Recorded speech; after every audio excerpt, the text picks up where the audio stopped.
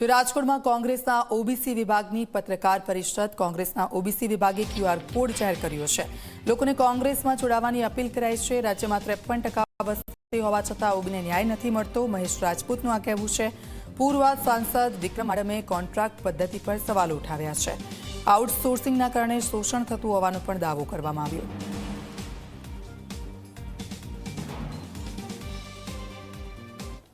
વધુમાં વધુ લોકો ઓબીસીની અંદર ઓબીસી ડિપાર્ટમેન્ટની અંદર જોડાય અને ઓબીસીઓને ન્યાય મળે, એ ન્યાય માટે લડે, એના માટે આજે અમે ગુજરાત પ્રદેશ કોંગ્રેસ ઓબીસી ડિપાર્ટમેન્ટ દ્વારા એક ક્યુઆર કોડ આજે આપની સમક્ષ અમે મૂકીએ છીએ, જે પ્રજાની સામે મૂકીએ છીએ કે એક ક્યુઆર કોડ દ્વારા બધા કોંગ્રેસની અંદર જોડાય અને ઓબીસીને જે થતા અન્યાયોની અંદર એ ન્યાય મેળવવાની લડાઈ જે અમે શરૂઆત કરેલી હતી અને હજી પણ ચાલુ જ રહેશે, તેના માટે આજે ક્યુઆર કોડ આપ સમક્ષ અમે રજૂ કરીએ છીએ।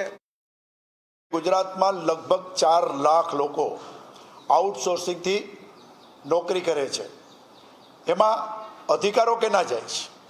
અધિકારો ઓબીસીના પણ જાય છે અને જેમને બંધારણમાં અધિકારો આપ્યા છે અનામતના, એવી જ્ઞાતિઓના પણ અધિકારો જાય છે।